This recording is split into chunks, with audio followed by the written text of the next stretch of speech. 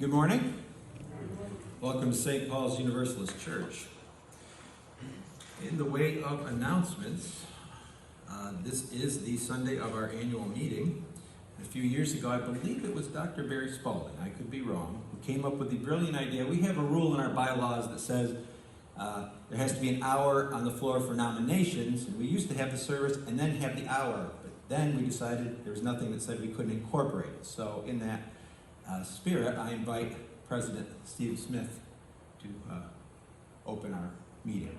Open our annual meeting and open the floor for any nominations for Board of Trustees, even though our entire board said that they will stay on. So we'll start from there and we'll reconvene downstairs in an hour. Everybody good with that, or are there any nominations? If only members of the U.S. Congress were, good. Well, yes, we won't go there. Anyway, in the way of other announcements, there are copies on the back table of the summer schedule for our neighbors at Salisbury. That's where we meet for most of the summer. And if you'd like to know who's speaking on what date, I would encourage you to procure one. I believe the only exception I saw in there was the Barnabel pilgrimage, which I think is the second Sunday in June, which is different than it normally is. We have an announcement from Julie Smith. The pledge envelopes have arrived and are on the back table. Please pick them up and begin using them in July. And you are encouraged to please continue to pay your pledge over the summer. We take the summer off. Unfortunately, our bill collectors do not. And this is an announcement from Pat. This pertains to the Barnabel pilgrimage. There are flyers with information on said pilgrimage that will be held on June 12th. Also on the back table, please take one if you are interested in attending. We have not had one of those since 2019, which hard to believe it's going to be 3 years. It's the times in which we live. Are there any other announcements that anyone would like to share?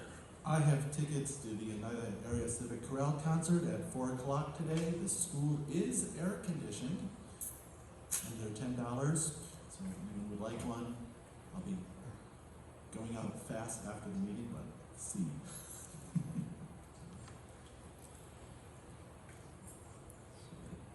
I think that's all I had. I had one down here, but that was incorporated. Just to add, this is our annual meeting Sunday. Next Sunday is our annual flower communion, kind of close of the church year, Memorial Day service. We do not meet regularly again here following that service until the Sunday after Labor Day.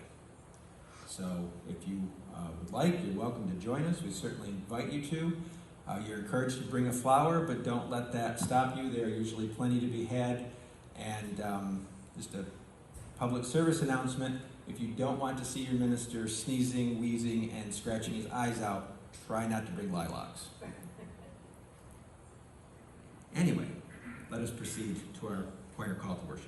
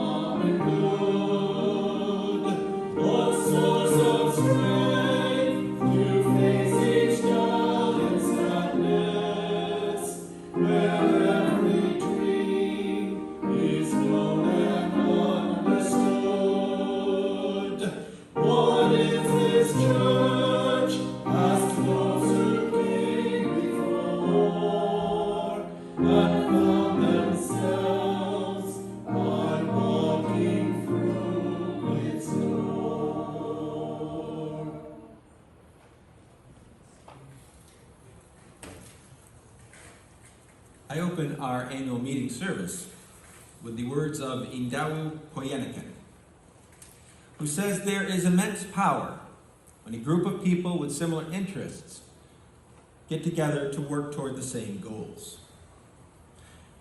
And so I welcome you all to our Sunday service. Here we have the opportunity, as we do every Sunday of the church year, to share in our spiritual journeys.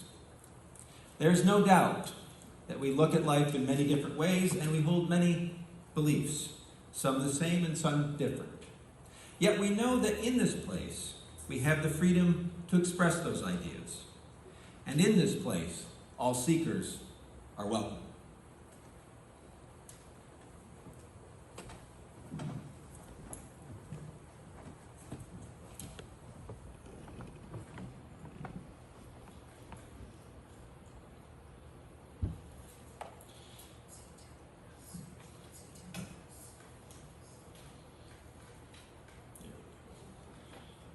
As is customary, we open all of our services with the lighting of the chalice. As I do so, I invite you to join me in the words. We light this chalice for all who are here and all who are not, for all who have ever walked through our doors, for those who may yet find this spiritual home, and for those we can't even yet imagine. For each of us and for us all, may this flame burn warm and bright. And our opening hymn is number 298.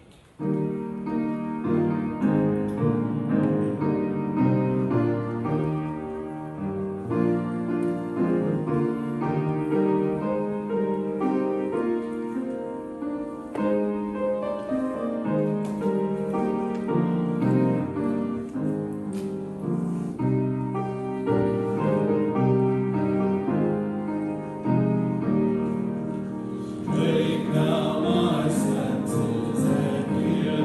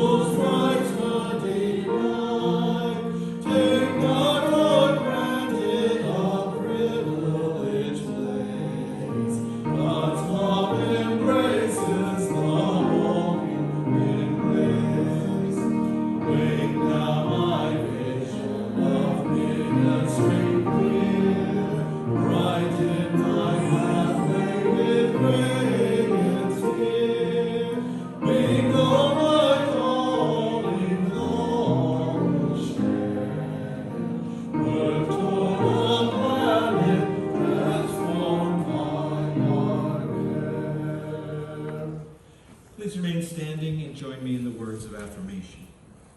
Love is the doctrine of this church. The quest of truth is its sacrament, and service is its prayer. To dwell together in peace, to seek knowledge in freedom, to serve humanity in fellowship, to the end that all souls shall grow into harmony with the divine. Thus do we covenant with one another and with our God.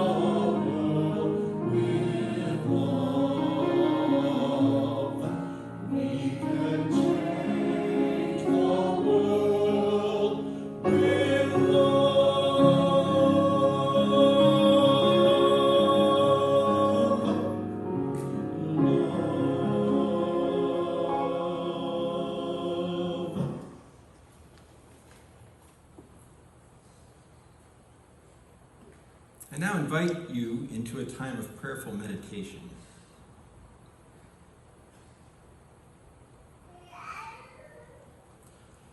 From the power of our memory and history, with high hopes for the days that lie ahead, we gather to craft the destiny we share with one another. We gather with faith in the practice of democracy. We gather with hearts and minds open to the wisdom in every voice among us. In our gathering, may we dream and design a bold future. May we bring our best selves to this service, and may we dream these dreams and do this work with love. Amen. Let us now share a moment of silence where we listen to the wisdom of our hearts and minds.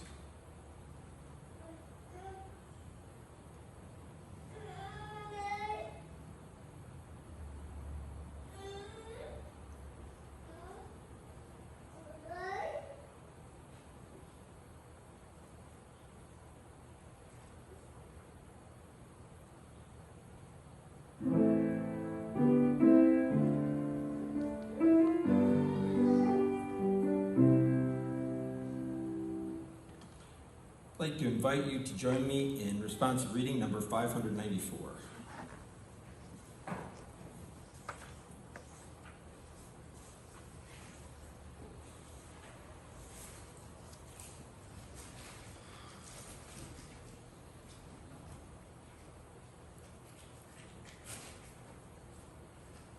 Unitarian Universalists often are proud to proclaim that we do not have a specific creed.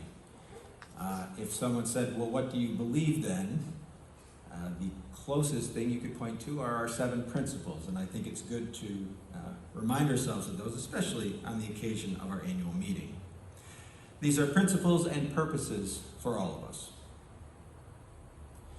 We affirm and promote the inherent worth and dignity of every person. We believe that each and every person is important. We affirm and promote justice, equity, and compassion in human relations. We believe that all people should be treated fairly. We affirm and promote acceptance of one another and encouragement of spiritual growth. We believe that churches and places where all people are accepted and where we keep on learning together. We affirm and promote a free and responsible search for truth and meaning.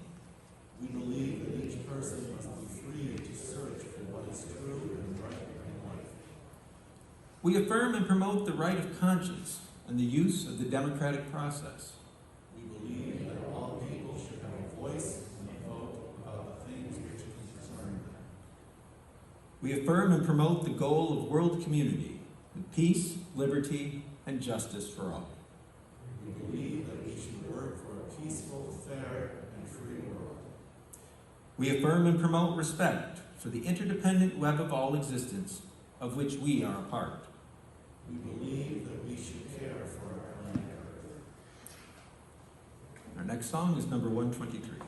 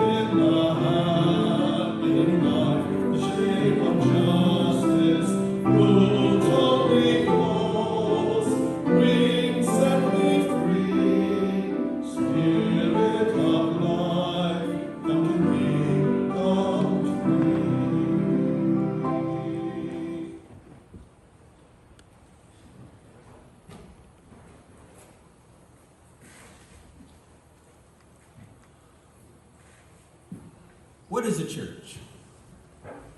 Is it a building? An address?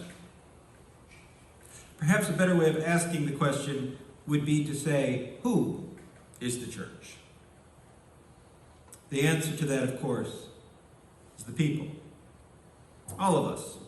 The community who give of their time, resources, and dedication to make St. Paul's what it is. In this sense, we are not all that different from other churches. At the same time, we are a different breed in religious or spiritual terms. Unlike most other churches, Unitarian Universalists have no common creed. We believe that a person is free to believe whatever he or she wants, with the added condition that a person be responsible for her or his beliefs. And over the years, I have had many people ask me what a Unitarian Universalist church is like. I explained that our congregation represents a diverse group of people. Some are old school Universalist Christians. Some come here because they grew soured on the version of Christianity that they grew up with, perhaps something more rigid and dogmatic. Some people come here precisely because we are not exclusively a Christian church. They want to learn about other faith traditions and see what resonates with them personally.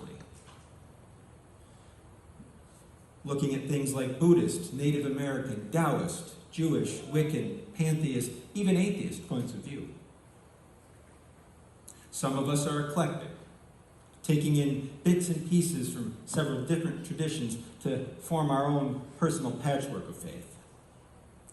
Others may choose this church because they are among the growing number of people who identify as spiritual but not religious. My point is that there is no one right way to be a Unitarian Universalist. It takes all different kinds of people to make this church work. And many of the same people who ask me what Unitarian Universalism is will also ask me with kind of usually a puzzled, wrinkled look on their face, how a denomination like ours, with all those different beliefs and no common creed, can possibly work. Many of them have a hard time wrapping their heads around it. And I explained that we support one another as a community in our individual spiritual growth. And while we do not have a creed, we do have our 7 principles that are more like guidelines than hard beliefs. The 5th principle is the right of conscience and the use of the democratic process. We believe that the church, the community, should have a say in what that community does. There is perhaps no better example of this than our annual meeting. In the spirit of that community, both the one we share now and carrying on the work of those who were in this community before, those that built this church from the start. Let us now enter into the work of the church and hold our meeting.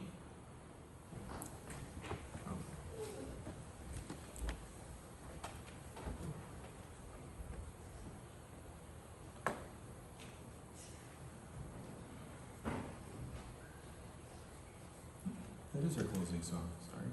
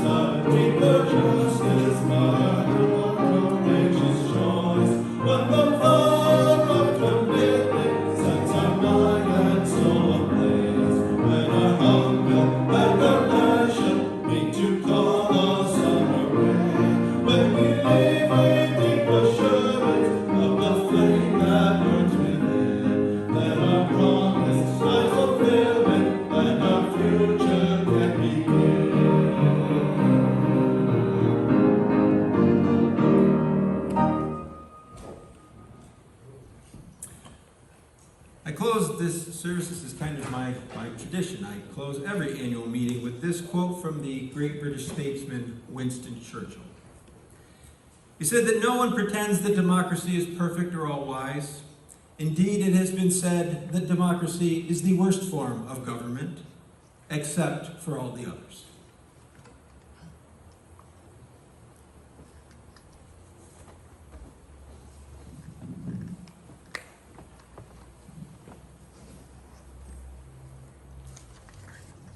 Please join me as I extinguish the chalice. The flame is extinguished, but not our hope for the future, our courage in the face of crisis, by the love we share in all